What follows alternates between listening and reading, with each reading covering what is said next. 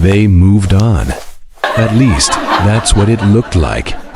New people, new energy, like you were replaceable. But here's what nobody tells you. An avoidant doesn't feel the loss when they leave. They feel it later. And when that realization finally hits, it's almost always too late. By the end of this, you're going to understand the exact internal mechanism that produces that moment of final regret in an avoidant. Not as emotional speculation, as a structural, psychological process. You're going to see why you were never as replaceable as their behavior suggested. And more importantly, you're going to understand what that means for who you need to become right now. If this kind of content gives you clarity, subscribe. This channel exists for people who are done operating in the dark. Here is the reframe that changes everything. You've been thinking about the avoidant's ability to move on as evidence of how little you meant. Their speed, their apparent ease, their willingness to fill the space with someone new. You read all of that as a verdict on your value. That interpretation, while emotionally understandable, is structurally wrong. Replacement behavior in an avoidant is not evidence of indifference. It is evidence of threat management.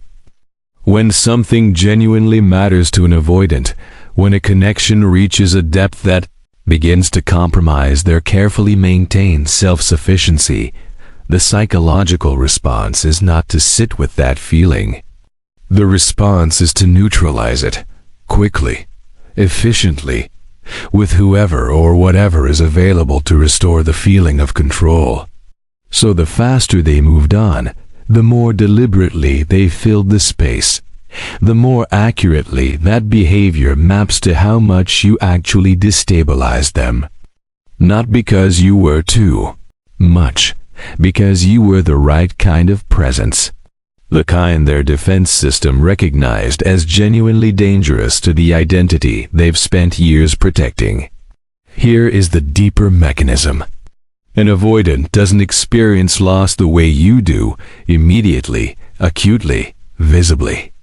Their attachment system is suppressed, which means the full weight of what they lost doesn't surface during the transition. It surfaces later. Weeks, months. Sometimes longer, when the replacement has failed to produce the same quality of feeling. When the novelty has worn off and the depth they never admitted they needed is still absent. When they're forced to compare what they have now to what they walked away from and the comparison doesn't hold. That is the moment.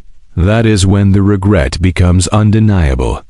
Here is how that moment is reached. The phases that build toward it. The first phase is the substitution sprint. Immediately following the separation, the avoidant moves with unusual speed to establish replacement. New connections, new social presence, new signals of desirability broadcast in ways that are designed, consciously or not, to be visible to you. Externally, this looks like thriving. Internally, it is active suppression. The avoidant is running their defense system at full capacity, keeping the emotional data about what they actually lost from reaching the surface. This phase can last weeks or months depending on how deep the original connection was. The deeper it was, the more aggressive the substitution sprint tends to be. The second phase is the comparison leak. The replacement is in place. The avoidant is functioning. But something begins to happen that they cannot fully control. In unguided moments, alone, in the early morning, in the middle of a conversation that doesn't quite land, the way yours did, comparisons begin to surface. Not dramatic comparisons, small ones. The way you understood a reference without explanation. The quality of silence that existed between you. The specific way you challenged them without threatening them. These micro-comparisons are not nostalgic at first. They feel like mild dissatisfaction with the present. The avoidant doesn't yet identify you as the source of the gap. They just sense the gap. Externally, nothing visible changes. Internally, the architecture of the substitution is beginning to show its limits. The third phase is the mirror confrontation. This is the phase most people never witness because it happens entirely inside the avoidant. The replacement has now been in place long enough for a clear assessment to be possible. And the assessment produces an uncomfortable conclusion. This isn't the same. Not in quality, not in depth, not in the specific texture of what existed with you. The avoidant is now forced into a confrontation with a truth their defense system spent significant energy avoiding, that what they had with you was not standard, was not easily found, was not, in fact, replaceable on the timeline they assumed. Externally, this often produces behavioral changes, withdrawal from the replacement, inconsistency, a return of the same patterns they ran with you. Internally, they are sitting with something that functions, like grief, though they may not have the vocabulary for it. The fourth phase is the irreplaceability recognition. This is the moment, not a dramatic realization. A quiet, almost reluctant acknowledgement that arrives when the noise has died down and there's nothing left to distract from the data. The specific combination of qualities you brought, your particular emotional intelligence, your way of seeing them, the challenge and safety you offered simultaneously, does not exist in assembled form in the replacements they've cycled through. An avoidance ego resists this recognition with everything it has. Because to acknowledge it is to acknowledge that they made an error in assessment, that they undervalued something that had genuine scarcity, that the self-protective decision they made cost them more than they calculated. This recognition, when it finally lands, is the final regret. And it lands hardest when you are no longer available to receive it. The fifth phase is the unavailable window. The regret crystallizes precisely at the point when return becomes genuinely difficult or impossible. When you've moved on, not as a performance, but actually. When your life has reconfigured itself around your own growth, and the avoidance absence has become structural rather than recent, the window closes. And the avoidant, for perhaps the first time, experiences the full consequence of their own defense system. They protected themselves from the vulnerability of needing you, and they succeeded. The cost of that success is the permanent loss of something they cannot reconstruct. Here is the contrast that determines which side of this dynamic you occupy. Most people, after separation from an avoidant, spend their time in a monitoring position, watching the avoidant's new connections, interpreting their social behavior, looking for evidence that they're struggling, as if the avoidant's visible pain would validate what you felt. This monitoring keeps you tethered to them psychologically, even when you're physically separated. It delays your own reconfiguration. And it means that by the time the avoidant reaches the irreplaceability recognition, if they reach it, you haven't actually moved on. You've been waiting. What actually positions you for genuine power in this situation is internal reconfiguration.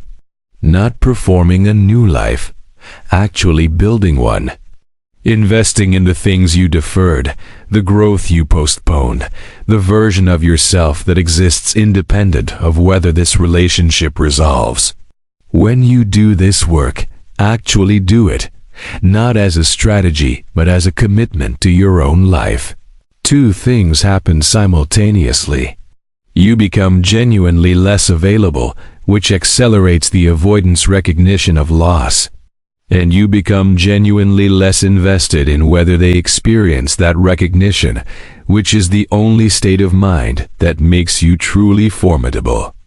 The people who the avoidant cannot stop thinking about are not the ones who demonstrated how much they needed them. They are the ones who demonstrated, through the quality of their absence, how complete they were without them. 5 principles that make you irreplaceable in practice. The first is depth investment. Irreplaceability is not manufactured. It's built through the quality of presence you brought and the quality of person you are. Continue to invest in your own psychological depth, your emotional clarity, your ability to hold complexity without reactivity. These qualities are genuinely rare. The avoidance replacements will make that scarcity visible through comparison. The second is clean separation. Do not maintain ambiguous contact during the period following separation. Ambiguous contact gives the avoidant the psychological benefit of your presence without the cost of genuine accountability. Clean separation forces the full weight of the absence to be felt. It is also what protects your own internal reconfiguration from being interrupted by their inconsistent re-engagement. The third is forward construction. Build something during this period, not to show them, to actually have it. A skill progressed, a goal moved toward, a dimension of your life that expanded in the space the relationship occupied. This construction serves 2 functions. It generates genuine momentum in your own life, and it means that if and when the avoidant recognizes what they lost, they are recognizing a moving target, someone who has continued to grow, not someone who waited. The fourth is narrative release. Stop carrying the version of the relationship that was defined by their limitations. The story where you were always too much, too available, too emotionally present. That narrative was constructed by the avoidance defense system, not by the reality of your value. Release it. Not through affirmations, through behavior that reflects a more accurate self-assessment. How you spend your time, who you give your energy to, what you will and will not accept going forward. The fifth is unwitnessed excellence. Do the work when no one is watching.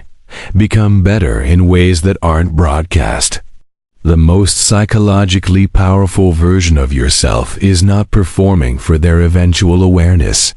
It is simply operating at a higher level.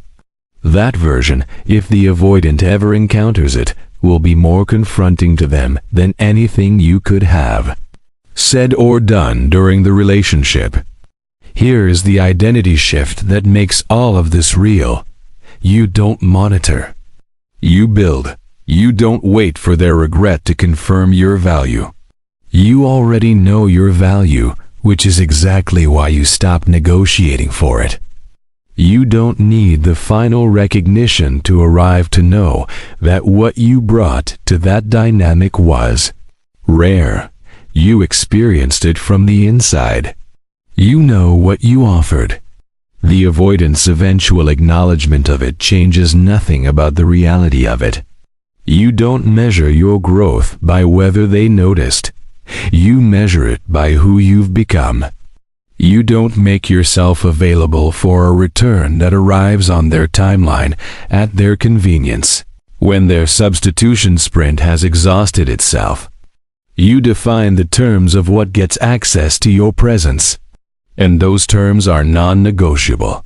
This is not bitterness. This is clarity. These are 2 completely different states, and only one of them moves you forward. Here is the final perspective worth carrying. The moment an avoidant realizes they cannot replace you is not the most important moment in this situation. The most important moment is the one you're in right now.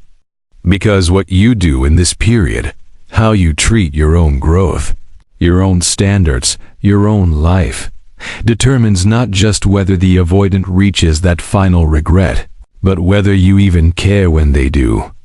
The people who are genuinely irreplaceable are not irreplaceable because they made themselves indispensable through availability or emotional output. They are irreplaceable because they committed so completely to their own development that the gap they left behind could not be filled by something lesser. That commitment is available to you right now, not later. Not after they come back or after you get confirmation that they regret it. Right now. So here's the only question that actually matters. Are you going to spend this period watching to see if they realize what they lost? Or are you going to spend it becoming someone even you didn't know you could be? That answer is the only thing that determines what happens next.